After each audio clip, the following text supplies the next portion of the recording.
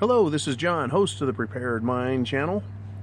I want to say hello to everybody. Thank you very much for the fan funding. Buys cigars, buys me scotch, helps pay the bills. Love it all, right? I got a request from Adela, who made a contribution and said, I would like some tips on practical prepping. I think it's really a good idea. Now, for a lot of us old timers, right? I'm an old guy.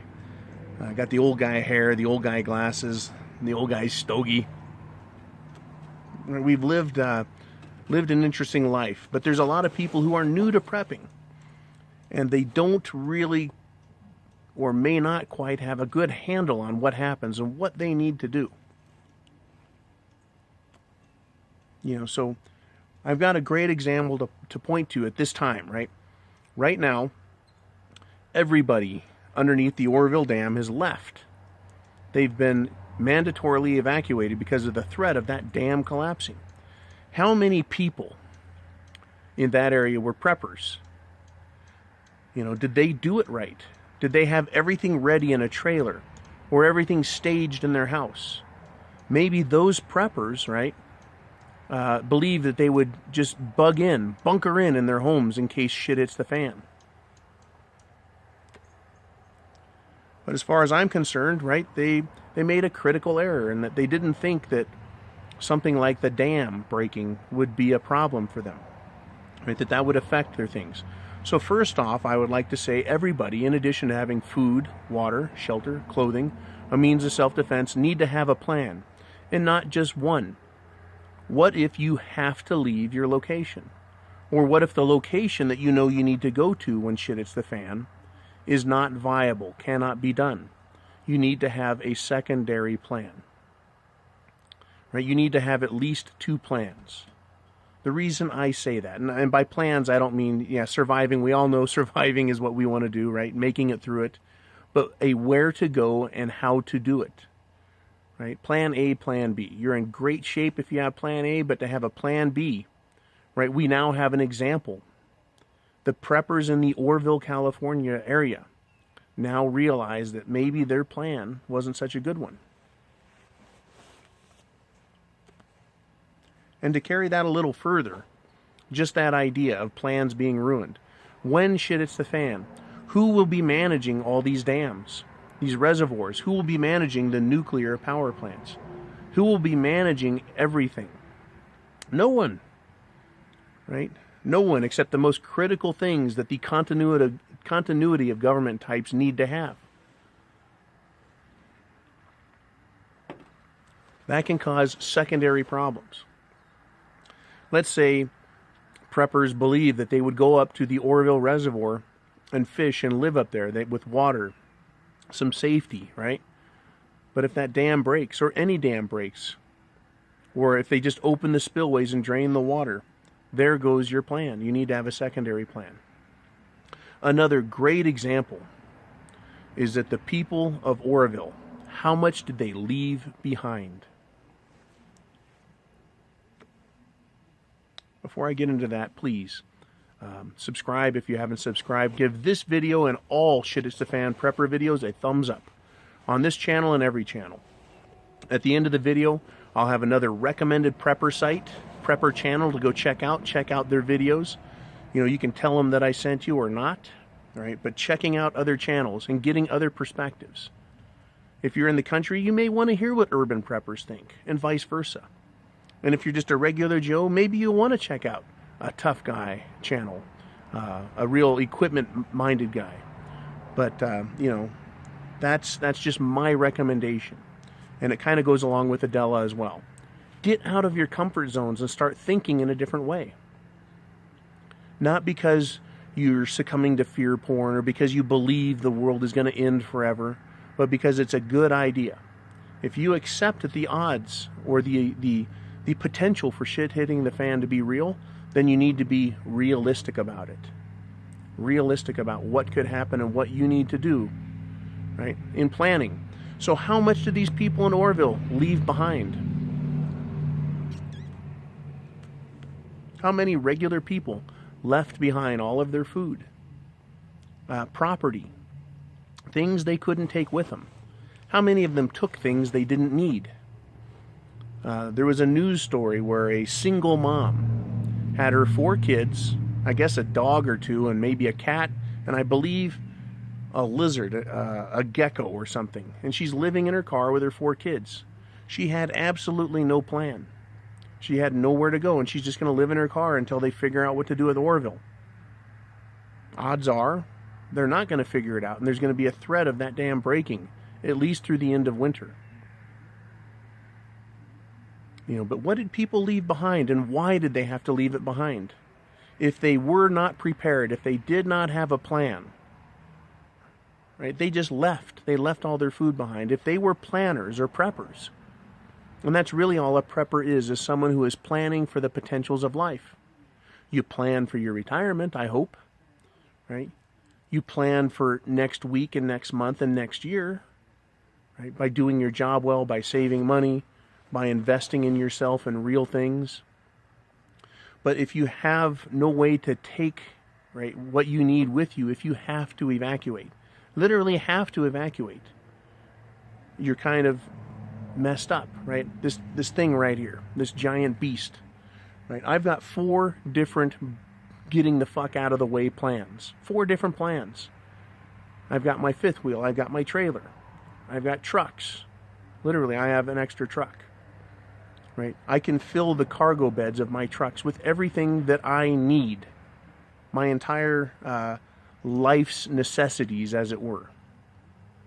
I'm a little extreme that way, but I think valuable lessons are learned and valuable lessons can be taught. A friend of mine who's a prepper named Paul. XCR 375 H&H Mag channel.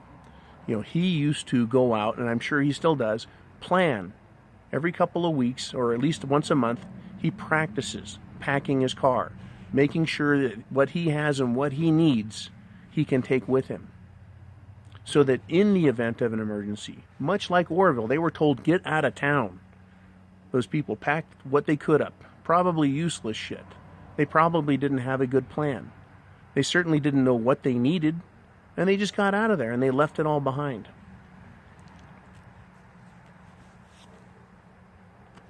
If that had been me, and I lived in Orville, I would have everything of value within just a couple of hours or less. Everything, I mean every fucking thing, right? Gone. Everything that mattered would be gone. In a serious, super fast emergency, I can still be gone in less than an hour and still have everything I need. So what is the lesson taught here? That you need to have a plan ahead of time. You can't say, I've got the basics covered, that's good enough. And when bad things happen, I'll be fine. We often talk about, what if you're at work and shit hits the fan? Right? Highways are closed. Roadblocks go up. Something crazy's happened.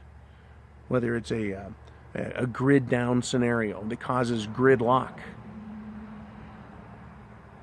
Right? Whether there's an EMP and everyone's vehicles go down, what are you going to do? Right? How do you plan for that? And I know that's a really tough one. EMP or CME, coronal mass ejection. I have a diesel that'll start because it's old and mechanical, and it'll always start.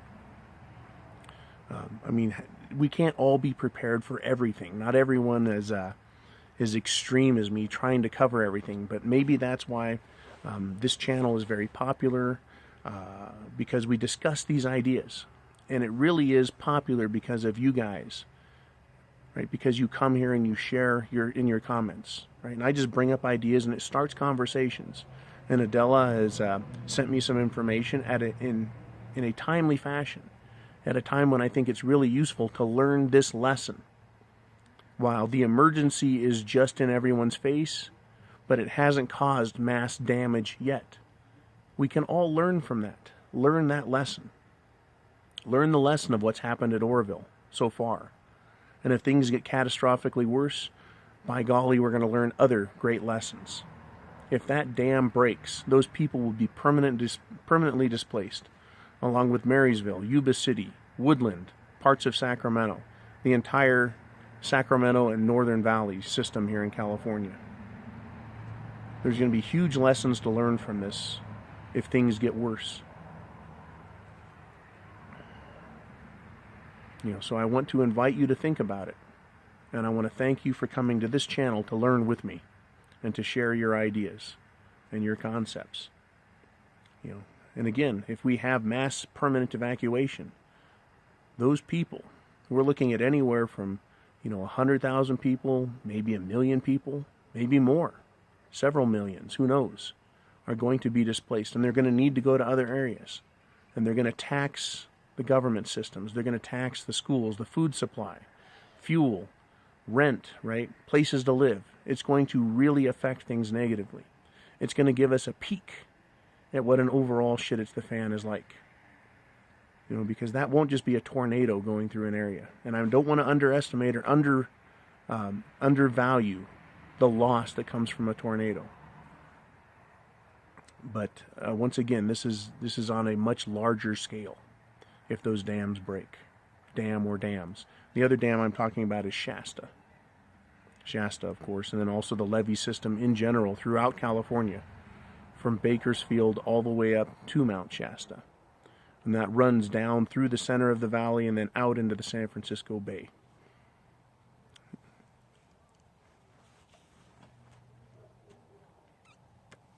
We live in a just-in-time nation, a just-in-time economy, meaning that people want things now and companies keep just enough to keep the doors open, just enough inventory to feed the people. There are not huge warehouses stuffed with food on every corner, waiting for an emergency. That is up to you as a prepper to take care of yourself. So what are you going to do about it, huh? Are we gonna take Adela's advice and think about what it means to have a trailer or a truck or some way to take more of what we need for prepping? Not only in our minds and in our house, but out into the world in case we have to go that way. Are people really thinking, along those terms? Have they practiced it the way XRC 375 H&H Mag likes to? So a little shout out to his channel. He's a good guy. And there's lots of channels out here that are trying to help people. People who are preppers understand from different perspectives, from different life experiences, how we're going to deal with this. Because it's coming. These dam failures are coming as a result, not of too much rain, but of poor planning by the government, by failing to maintain our infrastructure properly, by failing to have the foresight, which we pay them to do, to accommodate these types of situations. It's not just that the dam failed and it's the government's fault. It's that there are no preparations in the government level to take care of all of these people that are going to be subjected to huge amounts of loss and despair. Because the insurance companies won't pay for shit. There's not extra companies laying around just waiting to be started up so that people will have jobs. There's not room in other schools. There's not extra classrooms just laying about for the children of these displaced families, right? These potentially displaced families. America is in great peril. Are you ready?